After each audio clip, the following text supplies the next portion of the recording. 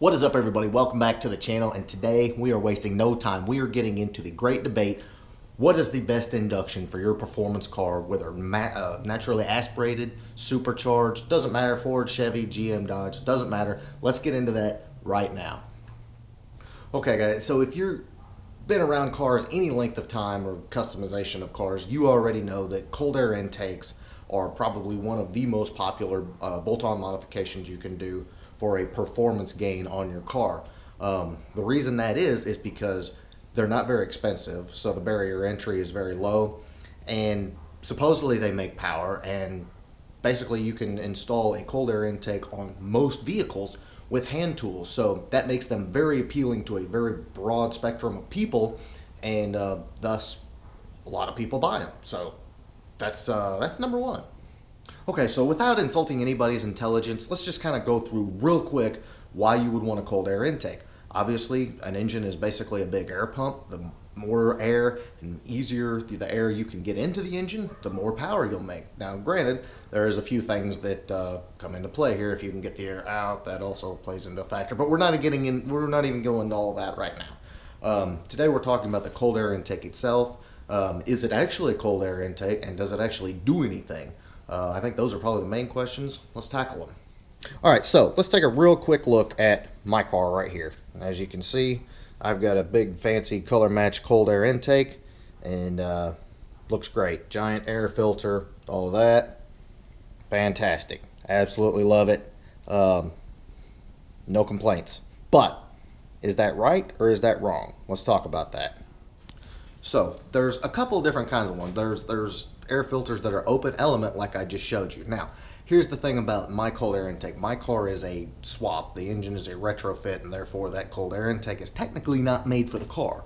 When you put a cold air intake like that on like an 11 to 14 Mustang GT, it has a big shroud that goes around it, which, you know, kind of prevents the air from getting in as far as the hot air, and directs it to, you know, like behind the headlight, where you can actually get a little bit of cool air like from the factory. Now, there are open element filters, open element cold air intakes that don't have any type of shrouding at all. Those, you know, you do want some shrouding. You don't want it sucking in hot air. But if you take it just for a minute and you think about some of the older cars, you know, they had the carbureted style with the big round thing with the round filter on top of it, and people would always replace those with just a little chrome air cleaner with an open element filter sitting right on top of the engine, and nobody ever gave them crap about saying that was a hot air intake because they got rid of the factory snorkel. So there is that. Okay, and while we're on the subject, there also is a lot of cheap variants, shall we say.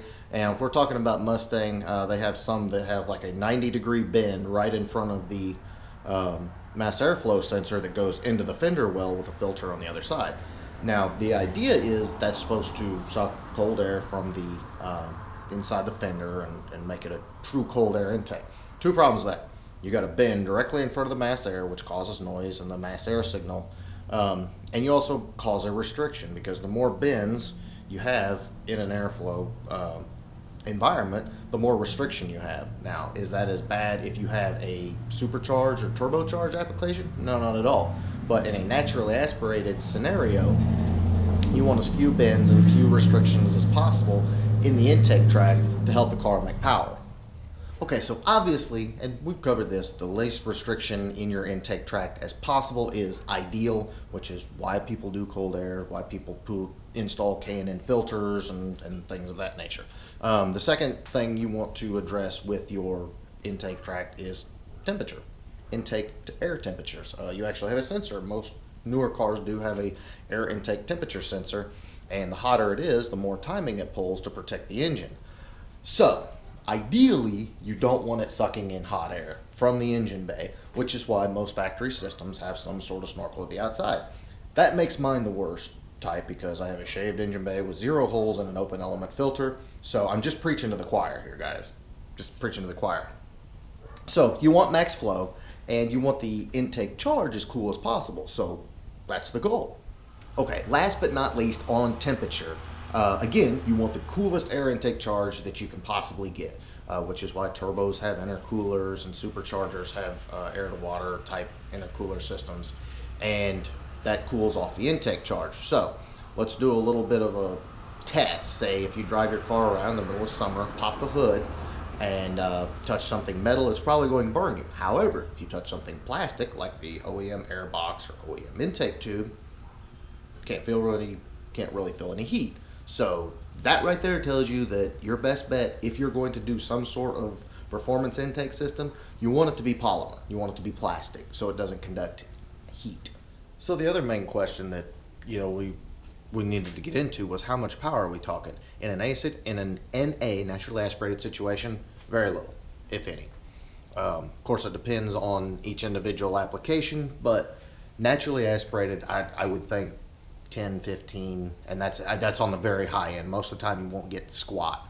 Now, if we're talking about a Hellcat or a GT500, something that's already supercharged or possibly turbocharged, which there are a lot of now, the gains are going to be pretty significant. So, bear that in mind too. If you got a new EcoBoost F-150 and you're wanting to put a cold air intake on it, you're going to pick up some power. However, especially on newer vehicles, be prepared to get that thing tuned. Just goes with the territory. Okay guys, so that is my take on the whole air intake debate. You don't have to be some sort of thermonuclear physicist or anything like that to realize that you want flow, you want to keep the temperatures as low as possible, and you want something that doesn't transfer very much heat, or as little heat as possible if you can. You can also look at other manufacturers and see that the ones that have done the testing and done the R&D, the research, they have shrouds around them, so like when you close the hood, it's sealed off and gets air from under the bumper or something like that, behind the headlight, or the airbox is completely sealed top and bottom and has a snorkel that goes down, something along those lines. And then you can also look at the very high-paid engineers that design cars from the factory, and they also have a sealed airbox with some sort of snorkel, or maybe they don't have a snorkel, who knows. But most of the time they are sealed off as much as possible from an underhood heat. So there you go. So open element, not so good. Lots of restrictions like a big bend, not so good, especially in front of your mass airflow meter. And then of course conducting a lot of heat from under the hood, definitely not very good. But again, it's just a cold air intake. How much power are we really talking here? Not very much. So there you go. That is my take. Feel free to drop me a comment below. Tell me what you think. Give me your ideas. And I'm sure the debate will rage on. So we'll just keep rolling with it. But in the meantime, if you like this video, please give me a big thumbs up. Make sure you smash that subscribe button. Whew.